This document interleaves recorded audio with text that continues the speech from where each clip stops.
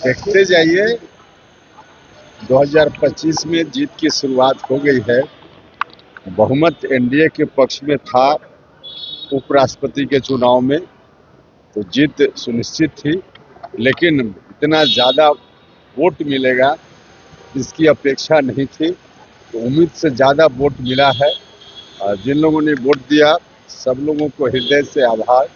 और बिहार विधानसभा का चुनाव अब सामने है, इसमें भी इसी तरह का दृश्य दिखेगा।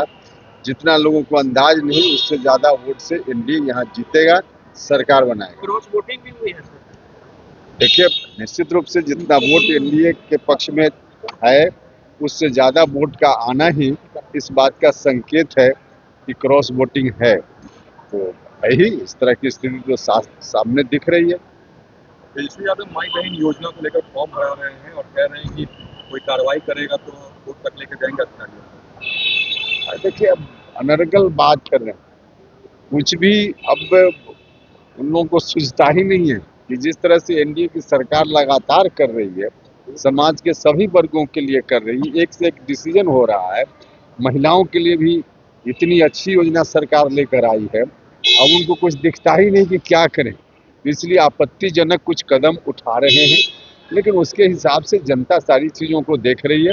एनडीए के पक्ष में जनता है, एनडीए के पक्ष में जनता रहेगी। बिहार में हमारी कॉपी कर रही है सरकार, हमारी सोच की तेजस्वी यादव कह रहे हैं। ठीक है, बिल्कुल बकवासपूर्ण बात है। उनकी सोच क्या है? कुछ भी सोच ही नहीं है तो कॉपी कोई क्या करेगा। सरकार अपना काम कर रही है और कोई आज से नहीं कर रही है। माननीय मुख्यमंत्री जी के विजन के अनुसार और देश के स्तर पे नरेंद्र मोदी जी के विजन के अनुसार पिछले कई वर्षों से सरकार काम कर रही है। महागठबंधन सीट शेयरिंग 15 तारीख तक कह रही कि हो जाएगा, एनडीए में कब तक ये बातें सामने मानी अब उनका कब तक हो जाएगा उससे हमको लेना देना नहीं है। एनडीए में भी समय पर हो जाए। नेपाल में जिस तरीके से स्थिति बनी है सर, उस पर आप क्या कहेंगे? हाँ, निश्चित रूप से बहुत ही नेपाल में जो स्थिति बनी है वो चिंताजनक स्थिति है। पड़ोसी देश है तो इसकी चिंता स्वाभाविक है। हम लोग भी इस बात को लेकर चिंतित हैं।